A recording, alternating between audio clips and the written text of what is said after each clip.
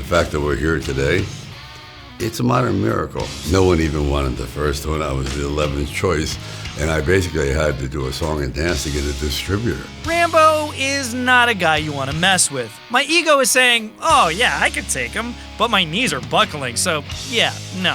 The Legend and the Man are returning to theaters. Here's everything you need to know before you go.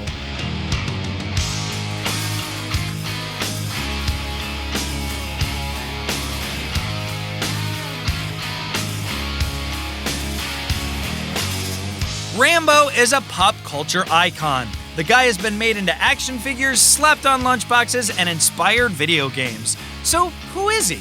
It was always a very remote character, an isolated character, kind of like what he was. Sylvester Stallone first brought Rambo to life in 1982 in First Blood. See how it's all coming together full circle? First blood to last blood? Get it? You got it. Let it go. Let it go.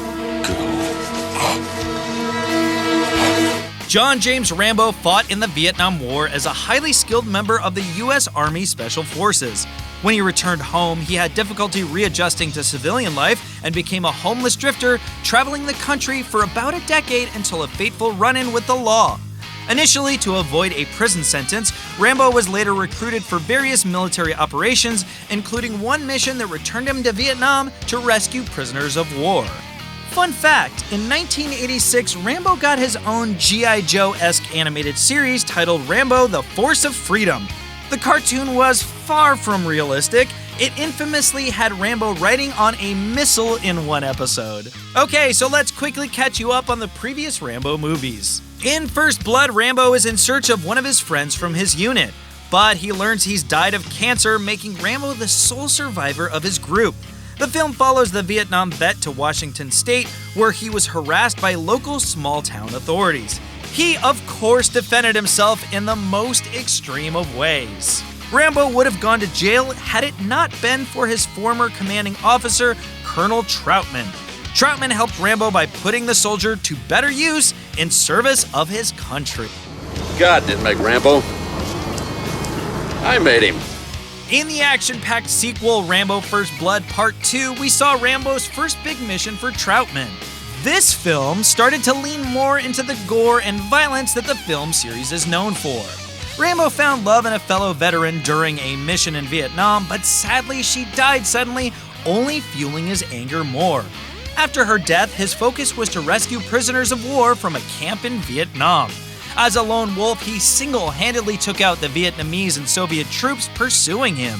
And after defeating his enemies, he was awarded a presidential pardon and decided to remain in Thailand. Rambo 3 kicked off with Colonel Troutman trying to enlist his favorite soldier again to go up against the Russians who were warring with freedom fighters in Afghanistan. Despite seeing the photos of suffering Afghani civilians, John passed on joining the fight. Troutman went to Afghanistan without Rambo and was captured by the Russians, thus leading to Rambo's arrival and successful rescue of Troutman. Flash forward 20 years, and we get to the number 4 film in the franchise, Rambo. A retired John Rambo has been living a peaceful life on the border of Thailand and Myanmar. His help is requested when a group of missionaries don't return to his village. He's hesitant, again, to put his skills to use, but he's just too good at what he does, so of course he Rambos up. He led a team of mercenaries alongside the rebel Myanmar army who were against anti-democracy government forces. And at the end of the film, he moved back to the States and retired on a horse farm in Arizona. And to end it all, we've come to the latest film in the franchise, Rambo Last Blood. We'll learn what John has been up to in the last 10 years since the 4th film. He's never had a family before, and this is the first time he gets to go back home to his ranch, live a simple life, and then boom. All she's got is me. She's coming home. Looks like he's back to his basics with his bow and arrow, and once again, I'm not messing with this guy. And despite the film being in a new location, seems like Rambo Last Blood continues the franchise's focus, with Rambo being reluctantly recruited. So much time has passed, but we're excited to see John Rambo back in action. Looks like he might have some new methods of defense, too. And to help you out even more, here's some killer Rambo facts to discuss with your friends before the movie starts.